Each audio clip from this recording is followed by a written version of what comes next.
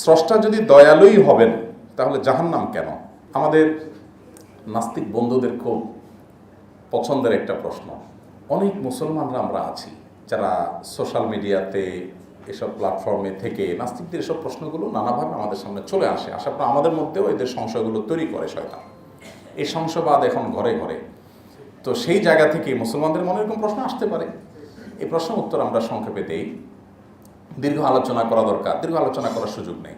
তারপর আমি শুধুমাত্র সংক্ষেপে এটুকু বলি, আল্লাহ রাব্বুল আলামিনের গুণবাচক নামগুলোর ভিতরে একটা হলো রহিম, রহমান, ওয়াদুদ, করিম। তিনি দয়ালু, তিনি মায়ালু, তিনি স্নেহশীল, ভালোবাসেন অনেক। এই গুণগুলো আল্লাহ তাআলার আছে। যিনি প্রশ্ন করেছেন তিনি আল্লাহর আরও কিছু গুণ আছে সেগুলো জানেন না।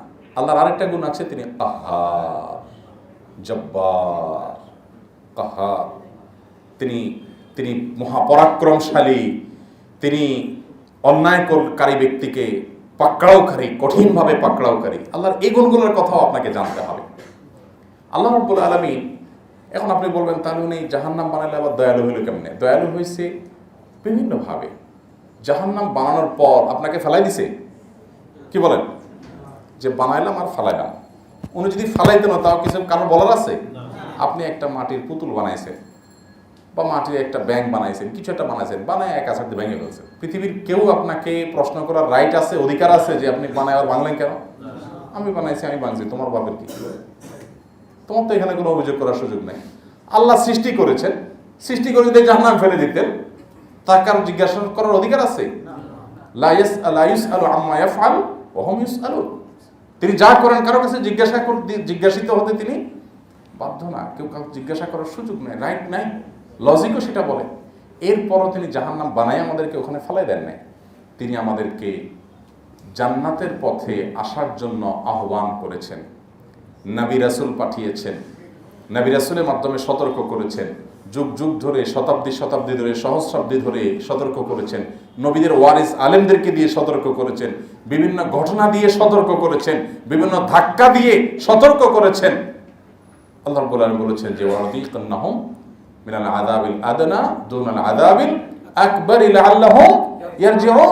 দুনিয়াতে ধাক্কা দিয়েছেন যাতে করে বড় আযাব আসার আগে আপনি একটু সতর্ক হন, একটু হুঁশ ফিরে আসে যে আমার তো এটা অন্যায় করা উচিত না, অন্যায় করতে আমি যে বেজ্জত হয়েছি তাহলে আমি ফিরে আসি। এরকম বহু অপশন রেখেছেন। এত কিছুর পরও আপনি আপনার হাতের কামাই দিয়ে জাহান্নামে যাওয়ার মতো কাজ করে দুনিয়া থেকে গেলেন। তো এরপর আপনাকে আল্লাহ তাআলা জাহান্নামে দিল।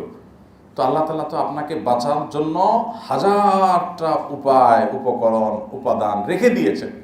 ডাইরেক্ট আপনাকে জাহান্নামে দেন নাই, আপনাকে বাঁচবার বহু পথ আল্লাহ তাআলা রেখে দিয়েছেন। তারপরেও আপনি যদি সেই পথে যান, এরপরে যদি বলেন আল্লাহ তাআলা দয়ালু, তাহলে আল্লাহ এরকম করলেন কেন? এটা হচ্ছে ওই পোলাপানের মতো কথা হয়ে গেল যে বাচ্চা তার মাকে বলে, মা তুমি না আমাদেরকে অনেক ভালোবাসো, তুমি না অনেক আদর করো, তাহলে কালকে আমার চটকন আমার লাগে।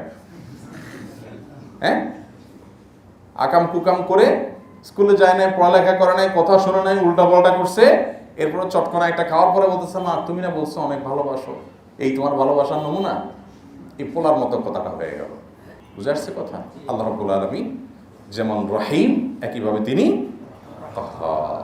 আল্লাহ তাআলা আমাদেরকে তার ভয় অন্তরে জাগ্রত করার তৌফিক দান করুন। কেউ যদি সারা রাত জেগে থাকে তাহলে যে কখন তাহাজ্জুদ সালাত পড়তে পারবে, অর্থাৎ তাহাজ্জুদ সালাত আদায়ের জন্য এসার পর ঘুমানো বা রাত জেগে ওঠা শর্ত হয়েছে না। কেউ নাইট ডিউটি করতেছেন বা সারা জেগে আছেন, তাহলে উনি রাতের শেষ প্রহরে মানে রাতের অর্ধেক পার হওয়ার পর বা লাস্ট 1/3 গিয়ে নামাজ পড়বেন।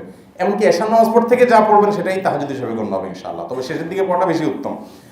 আর যদি কেউ ঘুম থেকে উঠে নামাজ পড়েন, তো তাহাজ্জুদ মানে হুজুদ থেকে মানে হলো ঘুম থেকে উঠে পড়া, সেটা একেবারে শব্দ মিলে গেল। কিন্তু ঘুম থেকে উঠে না পড়লে তাহাজ্জুদ হবে না, ব্যাপারটা সেরকম না। ঘুম থেকে ওঠা ছাড়াও কি হতে পারে? সচরাচর ঘুম থেকে উঠেই হয়, সেই জন্য এটাকে তাহাজ্জুদ বলা। কিন্তু ঘুম থেকে উঠা ছাড়াও তাহাজ্জুদ হতে পারে না ঘুমায়া। নারী এবং পুরুষের ওযু করার মধ্যে কোনো পার্থক্য আছে কিনা? না, নারী এবং পুরুষের ওযুর মধ্যে কোনো পার্থক্য নাই। নারীরা যেভাবে পুরুষরা যেভাবে ওযু করবে হুবহু একইভাবে নারীরাও ওযু করবে। প্রত্যেকটা কাজ একইভাবে তারা করবে। ওযুতে নারী পুরুষের কোনো পার্থক্য নেই। বিতির নামাজ পড়া হয়ে গেলে পরে রাতে তাহাজ্জুদ নামাজ পড়া যাবে কিনা? বিতির নামাজ পড়ে ফেলছেন সন্ধ্যা রাত্রে, আল্লাহ তাআলা তৌফিক দিয়েছেন, শীতের বড় রাত, ভোর রাতে ওঠার সুযোগ হয়ে গেছে, তাহাজ্জুদ পড়তে পারবেন কিনা? উত্তর হলো পারবেন। তবে সাধারণ অবস্থায় যদি মনে হয় যে না রাতে আমি তাড়াতাড়ি শুয়ে যাব, ভোর রাতে আমি উঠবো, এরকম কনফিডেন্ট আছে, আত্মবিশ্বাস আছে, তাহলে আপনি অবশ্যই বিতিরটা শেষে পড়বেন। সুন্নাত 2 রাকাত পড়ছেন, ফরজ পড়ছেন, এশারের পরে নফল পড়ছেন, বাসায় চলে যান। এবার আপনি শুয়ে যান, ঘুম থেকে উঠে 2-4 রাকাত তাহাজ্জুদ পড়ার তৌফিক হলে এরপরে শেষে বিতির পড়বেন। নবী সাল্লাল্লাহু আলাইহি ওয়াসাল্লাম বলেছেন এই যে আলু আখিরা সালাতিকুম বিল-লাইলি বিতরা, তোমরা রাতের শেষ নামাজ বিতির রাখবা, এটা সুন্নাত। কিন্তু আগে পড়ে ফেলছেন, পরে সুযোগ হয়েছে, অবশ্যই সেটা ছাড়বেন না, সেটাও করতে পারবেন, সেটা হলো অপশনাল। আমার সন্তানের মধ্যে কেউ মারা গেলে তার রুহের মাগফিরাতের জন্য সম্পদ ভাগ করে দান করা যাবে কিনা? কোনো সন্তান যদি মারা যায় তাহলে সম্পদের কোনো ভাগ সে পায় না। এখন কথা হলো সম্পদের ভাগ সে পাবে না কেন? কারণ আপনার সন্তানরা আপনার সম্পদের ভাগ পাবে তখন যখন আপনি মারা যাবেন। আপনি মারা গেছেন তখন তারা মালিক হয়ে যাবে, যখন তো আপনি মারা যাবেন না তখন তো মালিক কে?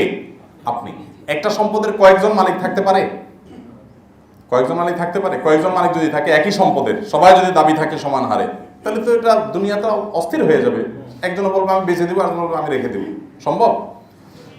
যৌথ বা শেয়ারে জিনিস ভিন্ন কথা, কিন্তু একই জিনিস সবার সমান দাবি, এটা তো হতে পারে না।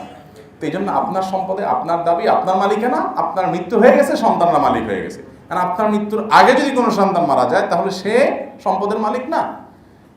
এখন আপনি তাকে ওই যে আনুপাতিক হারে অন্যদের মতো করে ভাগ করে দিবেন, এটা রাইট নেই। তবে আপনি তার পক্ষ থেকে দান করতে পারেন, যত খুশি দান করতে পারেন। আমার সন্তানটা মারা গেছে, তার জন্য আমি 2, 4, 5 লাখ 10 লাখ যা আছে আমি দান করে দিব, এক্ষেত্রে কোনো বিধিনিষেধ নাই। এমনকি ছেলেটা মারা গেছে, তার ঘরে নাতি নাতনিরা আছে, এখন তাদেরকে আমি 2, 4, 10 বিঘা সম্পদ লিখে দিব, যা খুশি দিয়ে দিব, দিতে পারেন, কোনো অসুবিধা নেই। বরং এটা দেওয়া আপনার কর্তব্য যদি তার অসহায় হয়। কথা কি বুঝাতে পারছি? পিতা যদি ইচ্ছাকৃতভাবে এক বা একাধিক সন্তানকে তার সম্পদের নির্দিষ্ট অংশ দিয়ে দেয় এবং বাকি অংশ উত্তরাধিকার নিয়ম অনুযায়ী বন্টন করতে চায়, এমনটি করা শরীয়ত সম্মত কিনা? পিতা তার সব সন্তানদের মধ্যে সমতা বজায় রাখার চেষ্টা করতে হবে।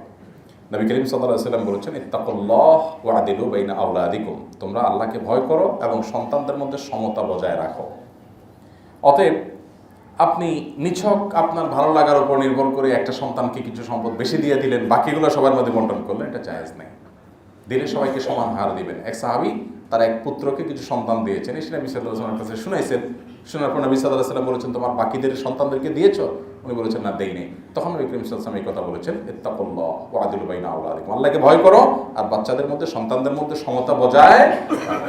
অনেক মুরব্বী চাচারা আছেন, বাবারা আছেন গ্রামে শহরে, সন্তানদেরকে এক চোখে দেখেন না এবং এক্ষেত্রে নানান হেরফের করেন, এরা আল্লাহর কাছে দায়ী হবেন।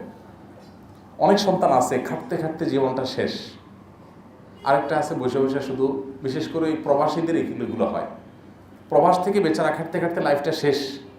আরেকটা আছে বাজারে টোটো কোম্পানির ম্যানেজারই করে, আর ওই চায়ের দোকানে ঠ্যাঙের উপরে ঠ্যাং বয়ে খায়, বাপে শুধু টেনে টেনে ওরেই দেয়, পারলে জমা সবারও দিয়ে দেয়।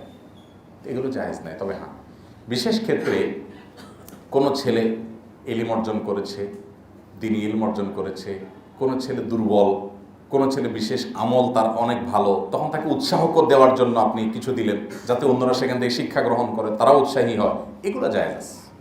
যে আমার একটা সন্তান হয়তো দুর্বল অনেক বেশি, সেই হিসাবে আমি তাকে দুর্বলকে সহায়তার অংশ হিসাবে দিলাম, এটা জায়েজ আছে। কিন্তু এর বাইরে আপনি যদি কম বেশ করেন নিছক নিজের ভালো লাগা মন্দ লাগার উপরে, অথবা আপনার অনেক সময় দেখা যায় যে আমরা দু চোখে দেখি সন্তানদেরকে, সেগুলো থেকে করলে কম বেশি করার সুযোগ নেই। হ্যাঁ, কোনো সন্তান আপনার অনেক খেদমত করছে আর একটা কিচ্ছু খোঁজ খবর নেয়, তখন আপনি এই যেহেতু খেদমত করেছে, ভালো কাজ করেছে, এটা তো ভালো কাজ, সে ভালো কাজের পুরস্কার হিসেবে তাকে আপনি কিছু দিবেন, এটা জায়েজ হতে পারে। আস-সুন্নাহ ফাউন্ডেশন, উম্মার স্বার্থে সুন্নাহর সাথে।